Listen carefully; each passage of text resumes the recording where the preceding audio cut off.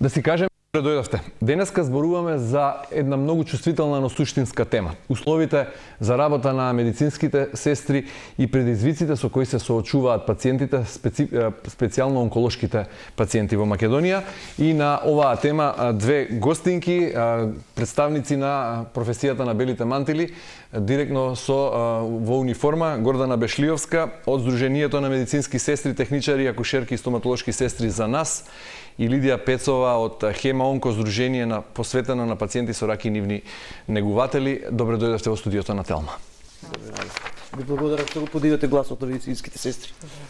Да, како изгледа моменталната состојба во системот, кога станува збор за она што го представуваат медицинските сестри и она што го представуваат Сдруженијата на пациенти, посебно на пациентите со најтешки заболувања, дали има повеќе слух и диалог со институциите на системот во последниот период? Па знаете како, мислам, институционалните позиции на медицинските сестри со години наназад не се решени. И медицинските сестри се тие кои што како во име на унијата на Сдруженијата на медицинските сестри кои што ги предводи Сдруженијето за нас, ние апсолутно бараме имплементирање во здравствените политики таму каде што се носат одлуките за медицинските сестри. Сакаме да кажеме дека силна професионална сестринска структура значи и организиран здравствен систем и подигање на вредноста на пациентите. Донесувањето на законската регулатива на медицинските сестри е нешто кое што му недостасува со години наназад на нашето сестринство, и тоа е тоа што не ги регулира медицинските сестри по ниту една основа, и најважното што медицинските сестри во Македонија немаат лиценца за работа. Немањето на лиценца за работа е еден сериозен проблем и предизвик, бидејќи никаде во регионот и во Европа, каде што Унијата и Сдруженијето излезе во меѓународните асоциации и каде што е умрежена како дел од меѓународните асоциации и со сите регионални здруженија со кои што комуницираме, не постои земја каде што сестрите не се на ваков начин регулирани. Секаде имаат собствени закони, секаде имаат собствено правно регулаторно тело, секаде се внесени во здравствените политики на разни начини. Сакате преку здравствени совети, национални совети, дел во оној дел каде што се носат законските измени на дополнување, и тоа е нешто кое што на нас со години недостасува и со години го барам. И тоа е тоа кое што го нарушува во моментот статусот, како што велите вие, што е овој проблемот сега во овој момент, значи структурното подредување и базата на сестрите им недостасува. Добро, се обратив постав во Министерството за здравство, оттаму велат дека разговараат редовно со вас како представници на Сдруженијата на медицински сестри и на пациенти, и дека врвен приоритет на Министерството за здравство е носење, односно регулација на прашањето за човечки ресурси, особено медицинскиот персонал, и тука со посебен фокус и акцент на медицинските сестри, и дека се работи на донесување на тој закон. Па мислам дека ние имаме за жал се менува гарнитурите редовно со години наназад, и многу пати во работните групи како Унија, како Сдружение, значи придонесувавме и сега го испративме исто последната форма на сето оно кое што треба да ја регулира сестринската професија, и мислам дека дојде време кога треба да сватиме дека тоа не е само административна флоскула, не е форма административна носењето на законот на медицинските сестри. Носењето на законот значи регулирање на професијата, значи апсолутно професионален кариерен развој на медицинските сестри и покачување на вредноста, значи на пациентите со поквалитетна здравствена нега. Тоа, ако го разбереме така, тогаш таа мисија, визија и цел на сестринската професија ќе биде на таков начин остварена. Медицинските сестри во овој момент имаме имплементација во работните групи, каде што после нашата силна реакција заради тоа што бевме административен пропуск во тој целиот процес, сме вклучени, меѓутоа ние и претходно и континуирано и со години назад ги имаме испратено сите предлози за законот, и тоа е нешто кое што не може да го промените. Видите, ние сме една од 6 регулирани европски професии по директивата европска, комплетно уредени. И тоа само нешто треба да се спроведи и да се имплементира. Добро, според вас кој е логичното објаснување? Зошто 3,5 децении цело време сме на патот кон ЕУ и ги правиме реформи за да ја усогласиме нашата регулатива со европската, и една таква чувствителна, важна и многу битна професија како што е медицинска сестра не е регулирана со закон. Кој е објаснувањето ваше како представник? Сега ме иницииравте да направам една паралела. Некогаш се чувствуваме во Унијата и во Сдруженијето како Македонија што се чувствува пред портите во Европа. Така ние сестрите се чувствуваме во Македонија пред портите на Министерството за здравство и долго време го предводите здруженијето. Да, така и сте преговарале со сите министри. Што ви велат? Зошто? И секогаш доаѓаме до доаѓаме до позиции каде што дојдовме дури и до внесување на законот на една страната пред да ги внесе да го внесеме законот во административна процедура да дојде до парламент и до избор на истото. Меѓутоа секогаш после промената на гарнитурата и на министерот за работите застануваат и почнуваме повторно од почеток. Затоа многу пати зборуваме дека националните стратешки програми се многу важни. Таму некаде каде што ќе застанете треба од некаде да продолжите. Сега ќе ви кажам, комфорната зона произлегува од моментот дека докторите немаат свој закон и тие се тие кои што како авторитети присутни секаде во носењето на здравствените политики во овој момент не дозволуваат медицинските сестри да го добијат законот за сопствената професија. Затоа што они го имаат законот за здравствена заштита каде што се опишани по сите основи и на нив законот за нивната дејност во овој момент и нема нешто дополнително што да поразвие со оглед на тоа дека сите членови во законот за здравствена заштита опишуваат можам да симплифицирам дека докторите се пречка за имаме апсолутна препанда. Ние во последните средби со министерот тој мислам и многу искрено ни го потенцираше сето тоа дека ние го имаме тој проблем. Меѓутоа знаете како? Проблемот е затоа што таму каде што треба ние да бидеме имплементирани каде што се носат решенијата за сестрите, не се таму сестрите. Секогаш таму имате некои други професии и најповеќе од нив ги имате можеби докторите. Не сме ние таму. Значи, тоа што ние го бараме. Па не знам дали зборуваме за суети, меѓутоа можеби зборуваме за индивидуални користолюбиви некои наметнување на одредени индивидуи од сестринството кои што немаат функционалност никаква, немаат никаква активност, не постои нешто за кое што се борат за сестринството, меѓутоа во дадени моменти ќе прифатат импровизации на штета на сестринството. Тоа е тоа што медицинските сестри ги следи со години наназад и Унијата на здруженијата на медицинските сестри бара значи исклучително професионална сестринска структура, силна асоциација на сестрите кои што ќе се имплементира преку регулаторно тело, за да не доаѓаме до вакви ситуации да одредени индивидуи, одредени несоодветни професии и така понатака се наметнуваат таму каде што се носат решенијата за сестрите. Унијата на здруженијата е видлива по основ на се за медицинските сестри. Сакате едукативно каде што ги остварува собствените цели, сакате просиндикално, сакате системски во болниците. Единствениот глас на сестрите, единствената ситуација која што во моментот се носи во име на сестринството е од Унијата на здруженијата на медицинските сестри. И затоа бараме имплементација, бараме професионална институционална позиција од која што значи ќе можеме да учествуваме во носењето на здравствените. Инаку ќе не следат секогаш вакви импровизации, адхок некои решенија и разноразни индивидуи кои што ќе потпишат некои нешта во име на сестринството. На тој начин ни се случи потпишувањето на така наречената комора на здравствени работници со средно, висше и високо, кога во време на гарнитурата на министерот Филипче одредена медицинска сестра од клиничкиот центар заедно со уште неколку сестри седна и потпише импровизација на комора. Добро, впечаток дека повеќе се работи за форматот колку за суштината. Па не би, значи видите, законот не е форма. Законот не е форма, значи тоа е нешто кој реално ги представува, кој не ги представува. Ако сестрите го добијат телото како што треба и ако бидат имплементирани како што треба, преку силна професионална сестринска структура, овие нешта нема да ги дискутираме. Ова е нешто кое што со години нанасад го ружи комплетно имплементирањето на сестрите во структурата со законот и се она кое што треба да не развие. Законот за сестринската професија треба да го донесе регулаторното тело, да ги развие образовните, апсолутно сите вертикали на медицинските сестри, кариерниот развој на сестрите и одговорностите на сестрите и прекршочните одредби, се со цел за подигање на вредноста на пациентите. Тоа мора така да го разбереме и да го сватиме. Добро, Пецова, како функционира денес системот за терапија на онколошките пациенти? Има ли подобрување во пристапот до терапија? До терапија? Мислев друго ќе ме прашате. Терапијата не, уште не достига. Искрена да сум, уште не достига. Месец ке го има, месец ке го нема. Ова недела ке го има, другата недела ке го има. Имаме кај нас, кај што се јавуваат секој ден, да прашат дали додат на онкологија, дали имат лекови. Така да, уште не е тоа како што треба да биде. Да. Кажуваат дека имаме успеси, има неколку лекови што се ставени на позитивната листа. Имаме успех дека не мора сега со таблетарна третман за рак на дојка, не мора да се оди сасвим во клиника да се подигни више, може во аптеките да се подигнат, така да имаме неколку чекори успеси, ама исто така и го немам многу пати. Во моментов е актуелна трансферот на третмани на односно дисперзирањето на третманите за онколошките пациенти во повеќе градови и во 8 септември исто така. Дали тоа профункционира?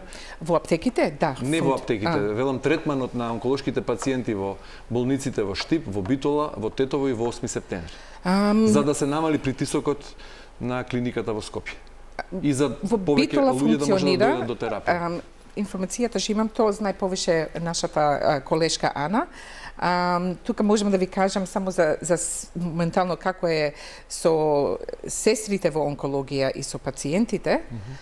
Таму немаме доволно сестри. Така да понекогаш се 2 сестри на 100 пациенти. Тоа е испод ниво на цела Европа, на цел свет. Во други држави, еве да речеме Словенија, например, што сакаме да се прилагодиме на тој здравствен систем, така ни е кажано од Министерство, таму има 1 сестра на 4 пациенти. Замисли разликата. А кај нас имаме 2 сестри на 100 пациенти. Го проверував тој податок, го побарав на Евростат.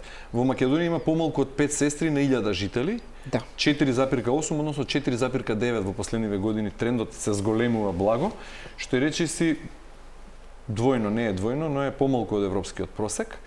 Сега има земји во Европската унија кои исто така членки имаат помалку од Македонија. Не треба да се угледаме на нив, се разбира, меѓутоа многу полошо од нас кога станува збор бројот на медицински сестри стојат, не знам дали знаете тоа, Латвија и Грција, да речеме. Бугарија е тука некаде. Бугарија е слично како нас. Слично како нас. Да. Пред нас се Србија, Црна Гора, Хрватска особено. Значи веќе има. Добро, има ли подобрување во однос на бројот на медицински сестри? Имаме одлив на медицински сестри и генерално на лекарски персонал, меѓутоа какви се последните трендови, последните бројки? Каков е податокот за 2025? Знаете како бројките се надокнадуваат со континуирани конкурси. Значи тоа мора да постои како такво, бидејќи сестрите се одлеваат по многу основи. Прво по природна на основа, значи заминувањето во пензија треба секогаш да биде надополнето со нови сестри. Какви се бројките за 2025 ги имате?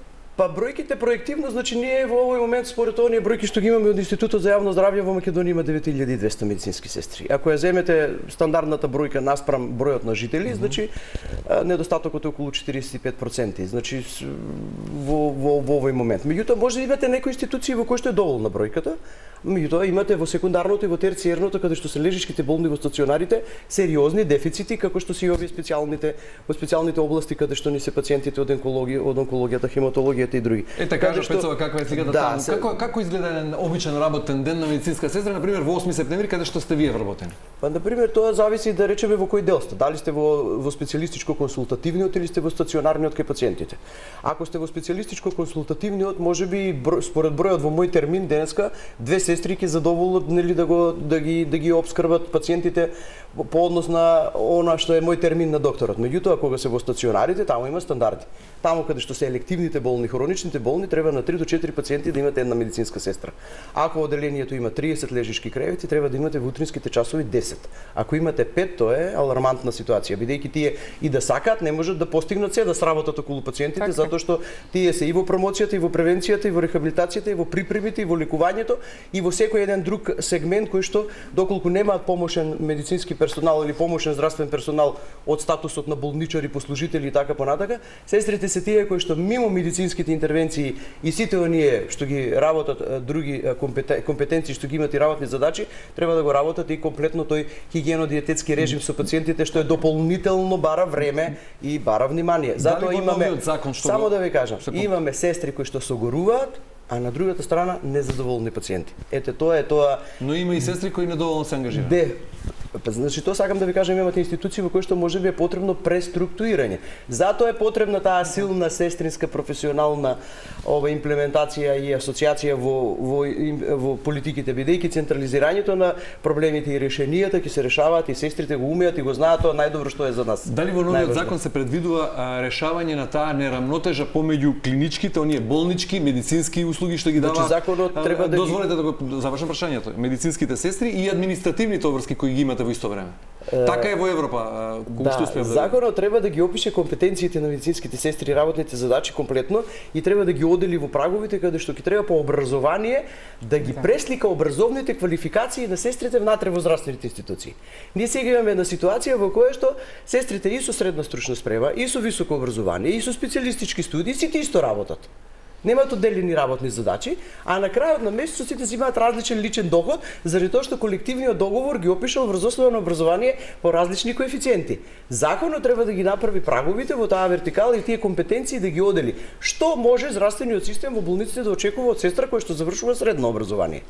Тука незиниот праг каде завршува започнуваат работните задачи на сестрите со високо и ги отсликуваат со нивните компетенции, а не да мислат сестрите дека кога ќе завршат високо образование треба да бидат главни сестри. Не, имаат поголеми обврски, имаат работни задачи и компетенции кои што треба да ги следат тие образовни квалификации. Дали за што зборувате се решава во новиот закон? Тоа е тоа што треба законот да го направи и да ги отслика сестрите во компетенциите и да им го донесе нивото на специјалистичките студии. Тука треба да има еден триаголник во кој што треба колективното уредување на работата врз основа на колективните договори да ги преслика медицинските сестри во систематизациите во болниците. Во оваа ситуација сега бидејќи се неостварени образовно, бидејќи немаат признаени образованија во болниците и имаме едно огромно незадоволство кое што е една од најголемите причини поради која со години наназад заминуваат. Затоа што никогаш кога ќе завршите и кога ќе дипломирате во болница нема веднаш да станете признаена дипломирана медицинска сестра. Ама ако сте лекар и специјализирате, утре веднаш станувате специјалист, бидејќи систематизацијата секогаш ве предвидува.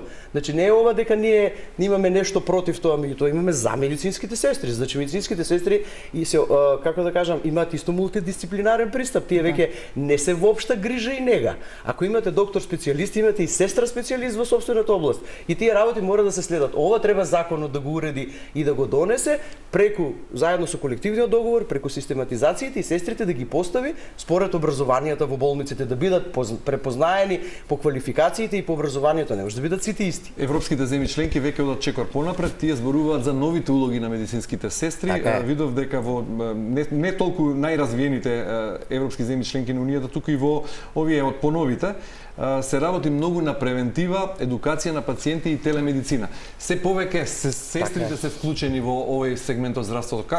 Ние веројатно сме далеку од тоа или новиот закон го регулира и ова? Значи, ова е нешто за кое што зборувате, е таа најголема стратегија која што треба да се спроведе таму каде што превенирате, не лекувате.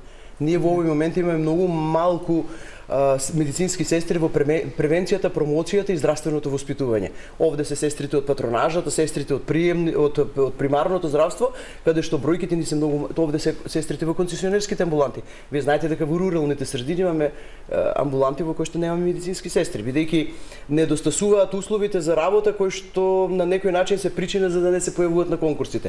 А од друга страна имате конкурси кои што во големите, во секундарно и во терцијерно поминаа сега условно пред месец дена каде што се јавија многу сестри на конкурсите. Значи ние имаме условно невработени медицински сестри. И тие може да се преструктурираат и да се примат и да одат во болниците каде што имаме апсолутни недостатоци, за да немаме вишок на сестри во одредени болници. Значи прашање проблем на организација.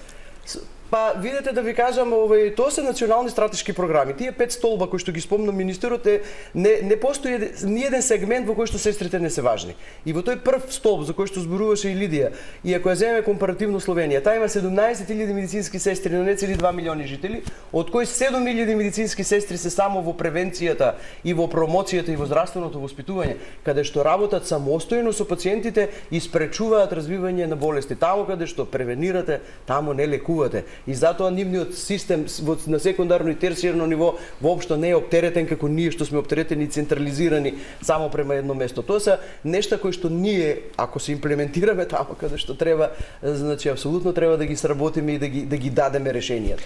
А пред да го вклучиме представникот, односно портпаролот на Министерството за здравство, би сакал, како што Бешлиовска еве одговара дека најголем предизвик кога станува збор за Сдруженијето на медицински сестри и техничари е носењето на законот. Тоа е број 1 предизвик. Што е најголемиот предизвик кога станува збор за вашето Сдружение за третман на онколошки пациенти и нивните негуватели? Бидејќи очекувавте друго прашање на почеток кога ве прашав дали е подобрена ситуацијата со терапија и со третман. Пациентските организации треба да бидат сегде во консултација со Министерството за здравство, со медицинските сестри, со докторите, со клиниките. пациентот што мисли што му треба не е исто како докторот што мисли што му треба понекогаш. Така да мора да бидат пациентските организации вклучени сегде. Одлуките да се направат заедничко. Имаме многу пациенти што немаат глас, не сакаат да зборат, се срамат да зборат, се плашат да зборат. Така да ние сме тука, гласот за нив. Креаторите на политика се недостапни за вас? Немавте состаноци со нив како Хема-онко? Со Министерството за здравство? Имавме еден. Сега мораме да имаме што викам ја парт B, то беше парт А и сега парт B. Обчекуваме овој месец да се видиме и со него, така да. Добро. Еве мала корекција, не е портпаролот за здравство, туку на линија имаме Весна Блажевски Синадинова, советник во Министерството за здравство. Поздрав од студиото на Телма. Разговараме со Бешлиовска и Пецова од две здруженија на медицински сестри, техничари и на онколошки пациенти. Ако ме слушате, Блажевски Синадинова, највисок приоритет за медицинските сестри е донесување на закон, да се озакони нивната работа, да се воведе лиценца, самото тоа подразбира уредување на професијата, а за онколошките пациенти е да бидат повеќе вклучени во донесувањето на политиките што подразбираат третман и лекување на најтешко болните пациенти.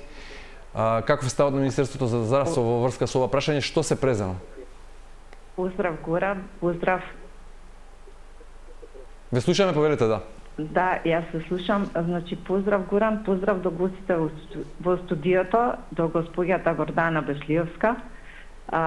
Бидејќи во текот на изминатата година се работеше активно на остварување на еден проект за унапредување на образованието и квалитетот на образованието на медицинските сестри и акушерки во Република Македонија.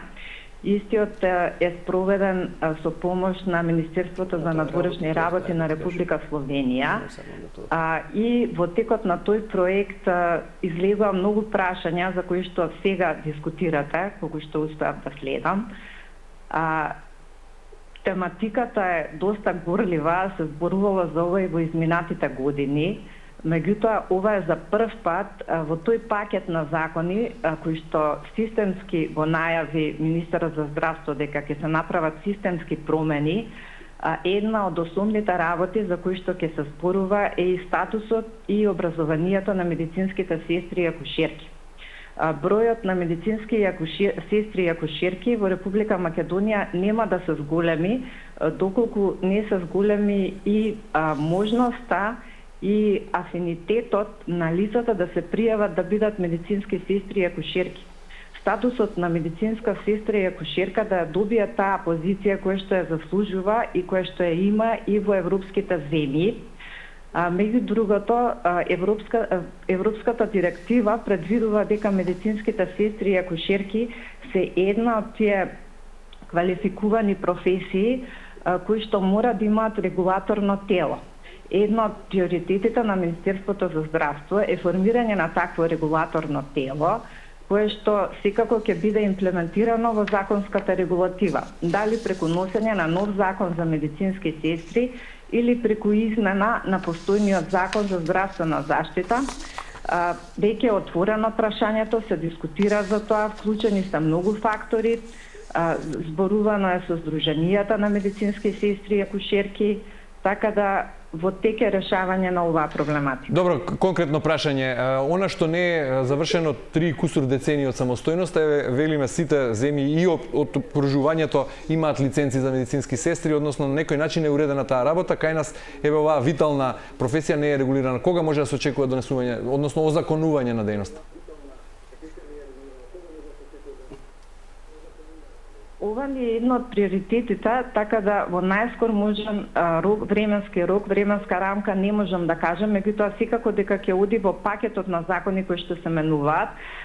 Во почетокот е замислено истото да функционира во рамки на Министерството за здравство, да се формира посебен совет за сестринство на кој што ќе имаат можност да аплицираат повеќе национални здруженија на медицински сестри и акушерки, односно здруженија во Република Македонија кои што се регистрирани, сега во зависност од нивната организираност, бројност на членови, способност да извршуваат таа функција на давање на лиценци и регулирање на професијата на медицински сестри и акушерки, соодветно ќе биде постигната истата цел и временски рок мислам дека е едно од приоритетите, така не можам да кажам веќе наредната година, наредните месеци ќе се работи на тоа да се формира такво регулаторно тело.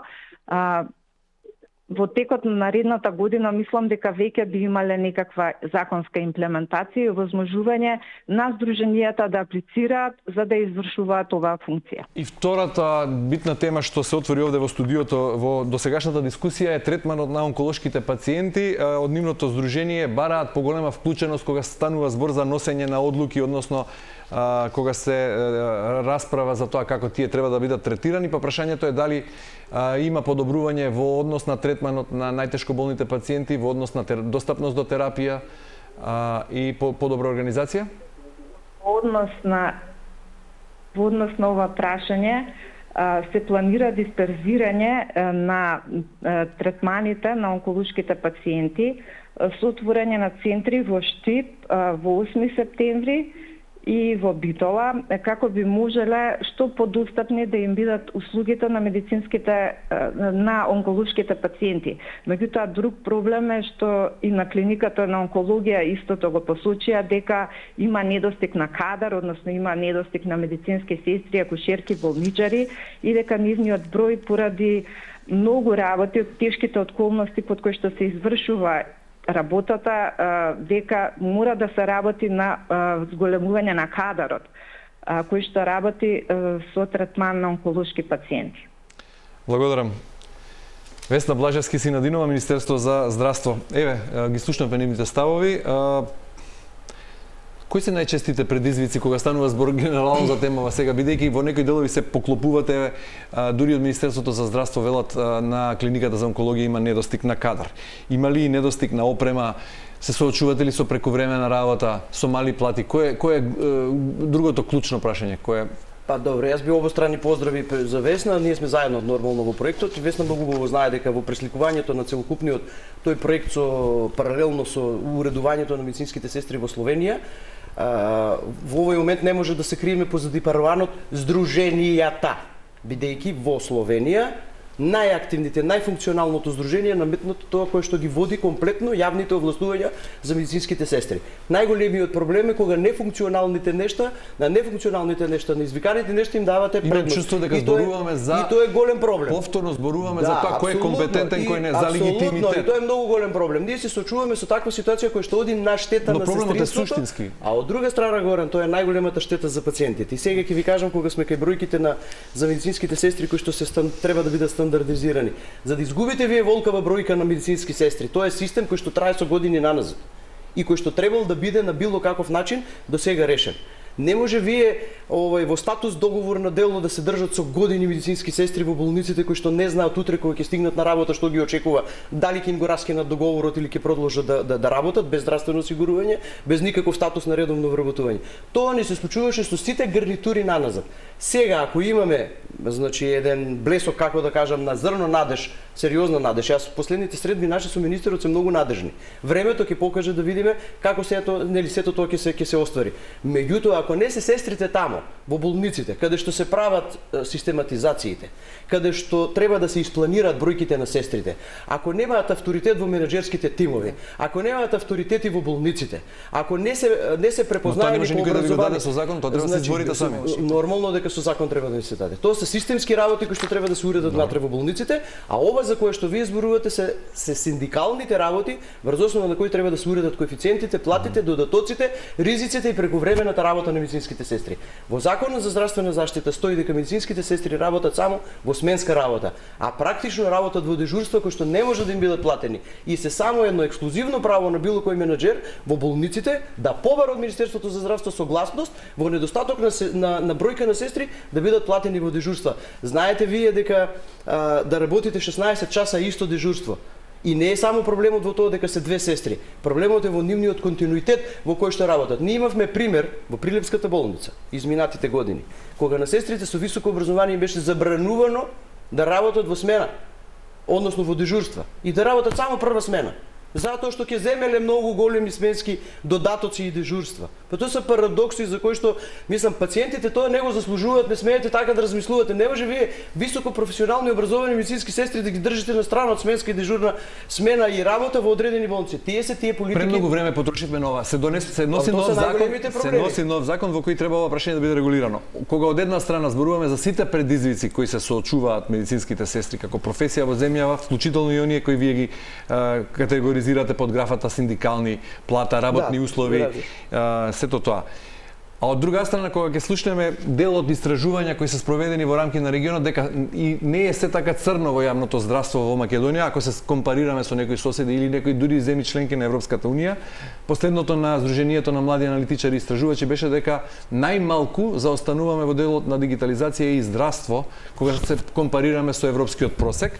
Сега прашањето ми е како младите генерации во исто време со оној одлив, бран на одлив на заминувања, има ли интерес кај новите генерации, кај младите за занимавање со професијата, со дејноста? Апсолутно. Па нашите се преплавени средни медицински училишта. Ви знаете дека зошто? Како го објаснувате тоа? Ние 3 години ги супремиравме вонредните дошколувања на медицинските сестри и како Унија, како здружение успеавме со подигањето на гласот, вонредното запишување да го тргнеме, бидејќи ние не сме професија која треба да се образува во вонредното образование. Значи интересот е многу голем заради тоа што поварувањата секаде и во регионот и во Европа и во светот можете да се најдете себе си. Со еден краток период на едукација во статус договор на дело во нашите болници за кратко време се заминувате и си го наоѓате местото во Европа. Знаете кој е проблемот? Здравата работна околина. Здравата работна околина не ја чинат само личните доходи. Здравата работна околина ја чини признавањето на образованието, безбедните услови на работа, да сакате да одите на работа, да едноставно да се чувствувате како што кажав, да имате авторитет, да бидете дел од носењето на одлуките, да имате препознавање на професијата, да не ве следи национална реторика. Добро, освен законот, кои други мерки би помогнале да се задржат медицинските сестри во земјата, дополнително да се мотивираат младите генерации за занимавање со оваа дејност? Тоа е на прво место, значи кога ќе се инструктуира, кога професијата ќе се ги добие нејзините регулации. Добро. Вертикалата на медицинските сестри и кариерниот развој тогаш би се развивал онака професионално како што треба. Ќе завршувате средно образование, па ќе завршувате факултетско, нема кога ќе се вработите сестра оделенска и како оделенска или главна да заминете во пензија. Ќе заминете во пензија како доктор на науки, ќе заминете во пензија како магистер во собствената професија. Да речеме, јас сум остварена во мојата професија како магистер во здравствен менеджмент за акредитација и стандардизација на болници. Меѓутоа тоа сум го завршила на друга катедра затоа што нашите образовни процеси на сестринството тоа не ни го дозволуваат. Јас тоа го користам во едукативната настава со студентите и така понатака. Меѓутоа сестрите не се имплементирани во образовниот процес затоа што Законот за здравствена заштита не ви дозволува со нашето ниво на образование да бидете предавач во образованието на медицинските сестри. И затоа ние работиме нега во болниците, а на факултетите нега ни предаваат докторите. Значи, дали ме разбирате какви парадокси имаме заради неозаконување, значи ние сега во групите предложивме, им кажавме. Да, многу е тешко кога има нејасни правила, односно кога нема правила. Ние баравме од правниците сега во тој дел каде што медицинските сестри не може да се остваруваат во образовниот процес да се измени и надополни тој закон. Законот треба да не надополни во членот со образованието, треба да не оствари ова што го кажавте за сменската работа и за дежурствата, за платените работните часови во колективното, сето тоа заедно ќе ги задржиме. Имаме уште многу за дискусија, меѓутоа немаме време. Уште 2 минути треба да завршуваме. Во таа смисла долги години ја биете оваа битка. Еве велите сега на крај имаме многу надежни средби со министерот Алиу. Ако ова прашање се заврши, како што велат и тие таму во најможен рок, во догледно време, која би била вашата порака до пациентите и до колегите од вашите здруженија? Што е најважно да не се изгуби фокусот во битката за подобри права? Најважното е дека структурирањето на медицинските сестри, нивното пребројување, плановите, стратегиите и сето она кое што повторно ќе кажам вертикалата на образованието и нивните компетенции во болниците ќе ја зголемат вредноста на пациентите. Се донесувањето на законот е нешто кое што треба да го уреди професионализмот кај сестрите. Сето она кое што они треба да го пружат према пациентите. И на крај, значи, секоја една грешка да има одговорност. Секоја една сестра мора да одговара за тоа што го направила, не направила или погрешно го направила. И законот не е само да ни ги уреди, да ни ги даде правата, значи треба и во тој дел и во тој сегмент да ја качиме вредноста на пациентите. Пациентите сакаат високо професионални медицински сестри да ги негуваат. Ја слушате Пецова какви коментари ви кажува за стандардите во Европа. Нашите пациенти сега со дигитализацијата што ја спомнавте, доаѓаат спремни во болниците, знаат што може да очекуваат од нас. Да. И само така ќе добиеме мотивирани и задоволни здравствени работници и добро згрижени и можност за достоинствено лекување на пациентите. Инвестицијата во медицинските сестри е инвестиција во здрава нација. Тоа е нешто кое што е најголемо мото и мора да се инвестира во образованието на сестрите, мора да се инвестира во континуираните конкурси, мора да се инвестира во авторитетите на сестрите, само се со цел за подигање на вредноста на пациентите. Исто така, без медицински сестри, без квалитетни, образовани, вредни, нема лекување. Докторите не се таму, сестрите се таму. Така да без сестрите немаме лекување. Пецова Бешлиевска, ви благодарам многу за гостувањето во денешното издание, да се каже. Што ни го подигнавте гласот. Почитувани, тука е крајот на ова издание. Ви благодарам на вниманието. Останете на Телма и довидување утре во истиот термин.